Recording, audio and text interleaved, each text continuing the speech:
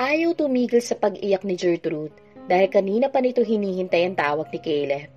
Nangako kasi ang ama nito na manunood ang mga ito ng sine, pero hindi pa din dumarating ang ama kahit padilim na. Naiinis siya. Bakit kailangan itong paasahin ng anak nila?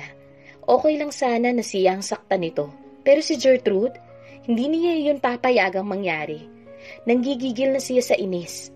Kanina pa niya ito kinukontak, pero cannot be reached ang telepono nito.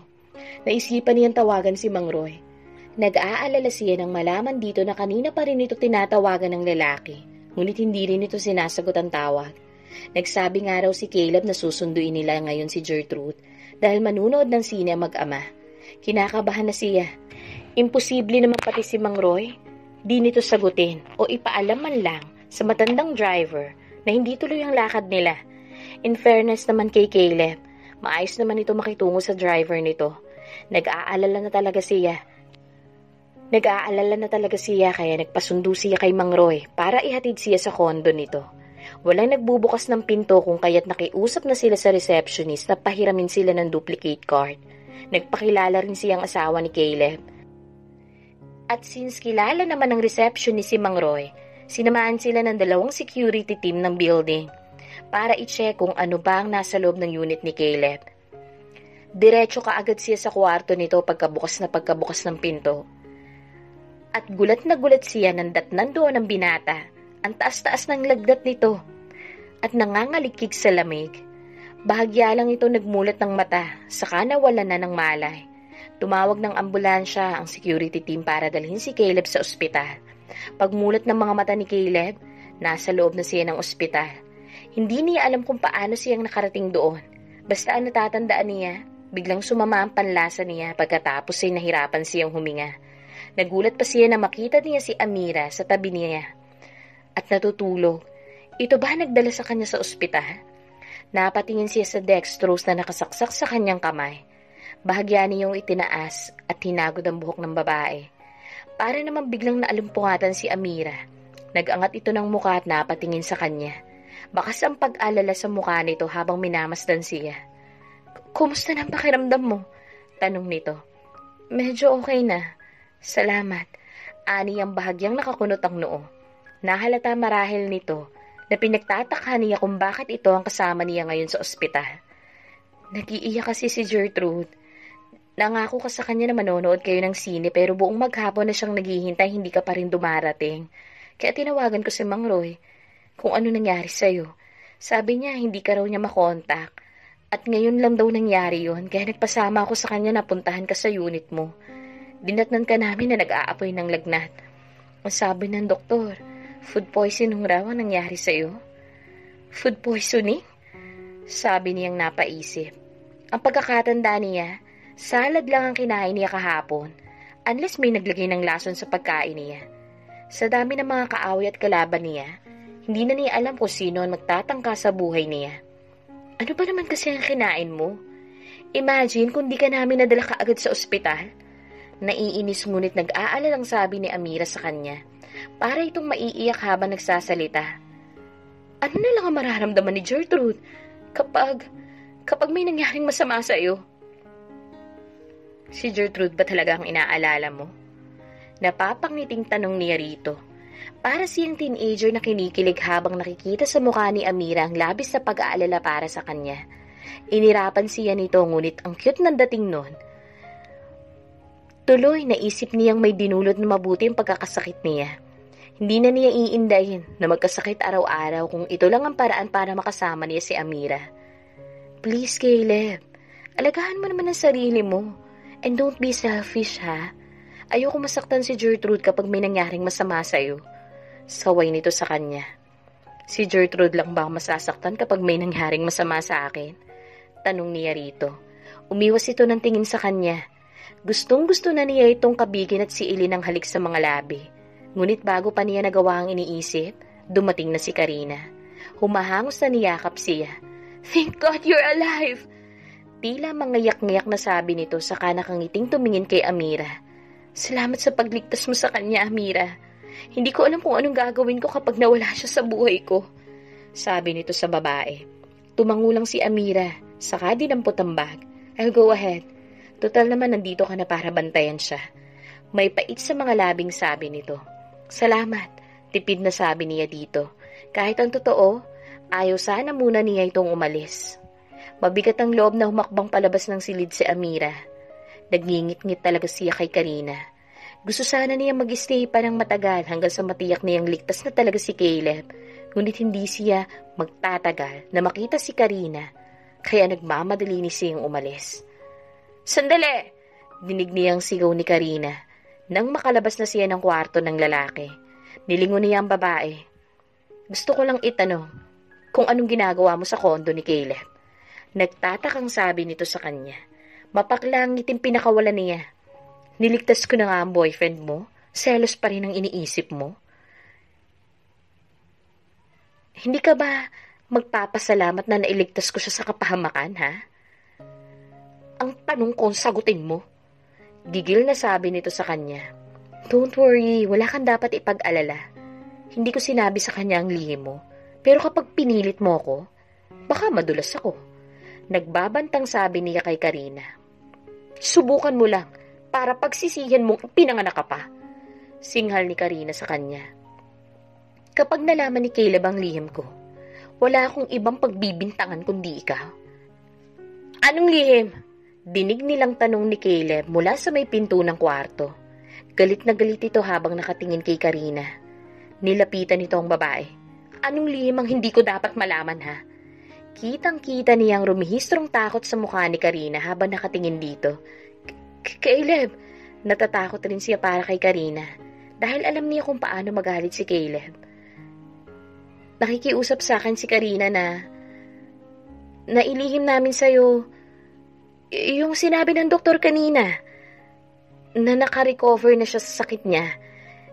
And she's now cancer-free. Gusto kasi niyang isurprise ka bago ang kasal niyo, pagsisinungaling ni Amira, upang mapagtakpan si Karina.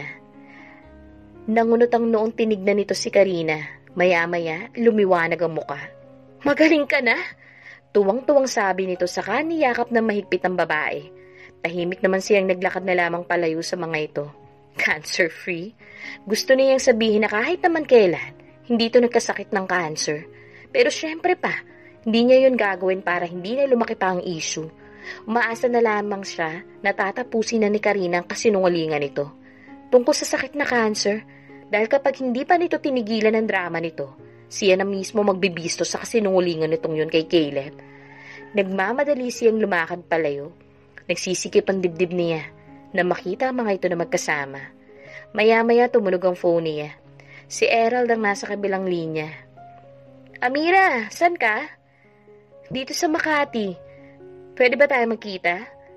May sinusundan kasi akong story tungkol sa naganap na patayan sa Santa Elena few years ago. Anang nasa kabilang linya. At mukhang may kinalaman ng dati mong asawa dito.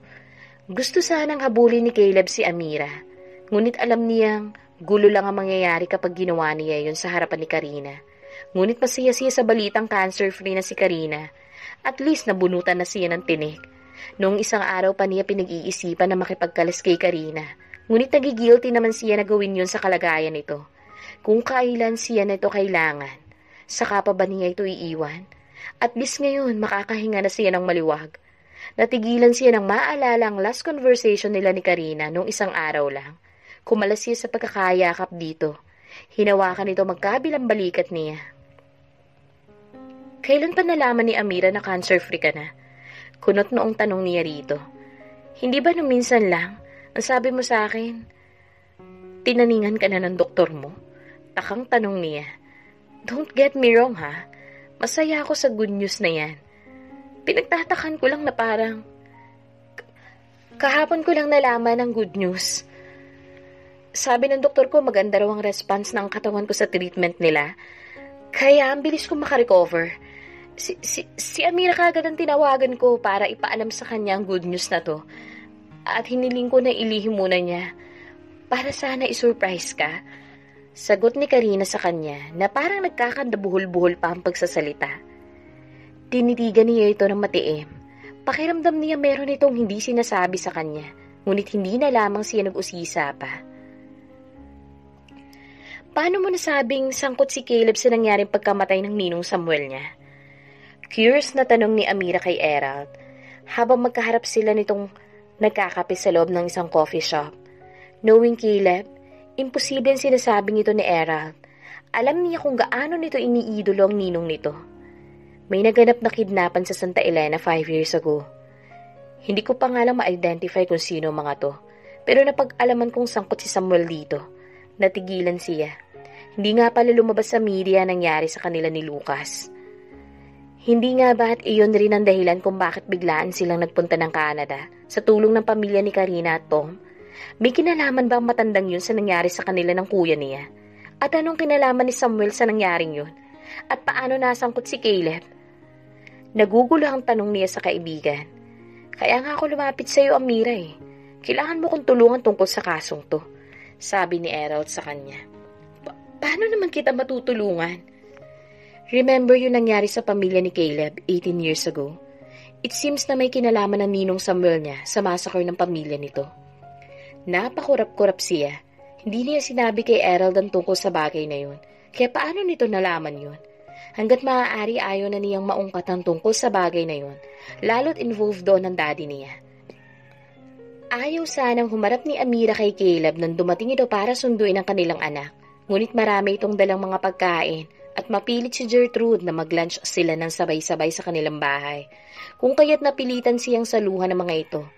Ayaw man niyang lumabas siya na kontrabida sa paningin ng kanyang anak. Thank you nga pala for saving me. Hindi na kita napasalamatan na maayos nung isang araw dahil nagmamadali kang umalis. Sabi ng lalaki sa kanya. Pagkatapos nila magtanghalian, hinintay nito si Gertrude na makapagbihis. Nagkabit-balikat lang siya. Nagkataon lang na nag-aalala ko dahil nagwawala na si Gertrude sa kahihintay sa'yo.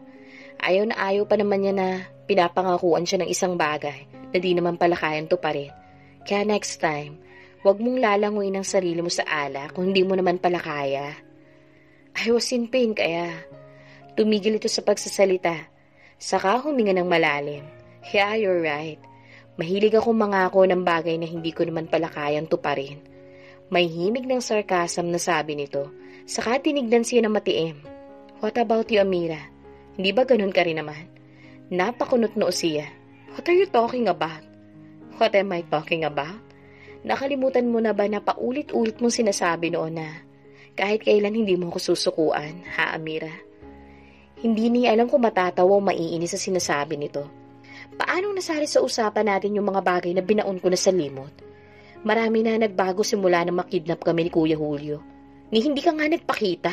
Saka anong inaasahan mong gawin ko? Hindi ba ikaw naman ang unang sumuko? Hindi ka nga pala sumuko. Dahil sa umpisa pa lang naman pala. Puros paghihiganti lang ang nasa isip mo. Ano bang inaasahan mo? Kagaya pa rin ako ng dati sa kabila ng mga nangyari. Ramdam niya ang pag-iinit ng kanyang mga mata.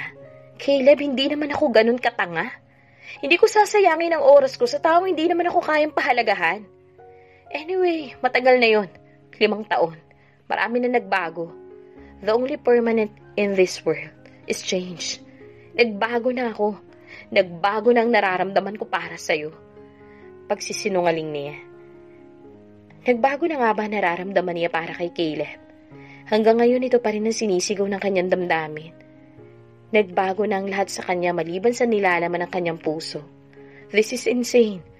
Kung mababasa lamang ni Caleb ang totoong nilalaman ng kanyang damdamin, tiyak na pagtatawanan siya nito sa galing niyang magsinungaling. Tinignan ni Caleb na matiim si Amira. Pilit niyang binabasa ang mga mata nito. Kung totoo ba ang mga sinasabi nito, bakit iba ang nakikita niya at nababasa niya sa mga mata ni Amira? Hindi yan na nakikita ko sa mga mata mo, Amira. Giit na sabi niya rito at bahagya pa napangisi. Tell me, may nararamdaman ka pa rin sa akin, hindi ba?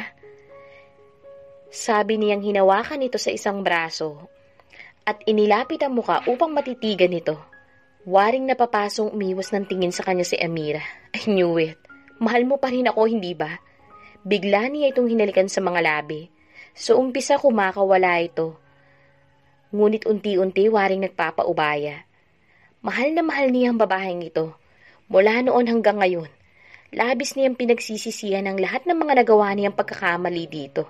Kung maaari nga lamang na ibalik ang panahon, wala siyang gagawin kundi iparamdam rito kung gaano niya ito kamahal. Bumaba ang isang kamay niya sa may balakang nito, saka kinabig ito ng mariin, upang iparamdam dito ang paninigas na nasa pagitan ng kanyang mga hita. Tama bang ginagawa kong ito? Biglang napatanong sa kanyang sarili si Amira. Hindi niya mapigilan ang kanyang sarili. Bakit ba kahit anong kumbinsi niya, hindi niya magawang kamuhian si Caleb? Mommy? Dinig niyang tawag ni Gertrude mula sa kwarto nito. Mabilis siyang kumalas kay Caleb at nagmamadaling pinuntahan ang anak. Pulang-pula ang mukha niya habang tinititigan ng bata. Yes, anak? Tanong niya rito, habang tila nararamdaman pa rin ang mga labi ni Caleb. Naiinis siya sa kanyang sarili dahil muntikan na naman siyang bumigay sa mapanlinlang na lalaking iyon. Alam naman niyang gusto lang nitong magparaos sa kanya. Mommy, hindi makita ni Aya yung pink bag na binili ni Daddy para sa akin eh. Nakasimangot na sabi ng bata sa kanya. Oh, I put it in the box.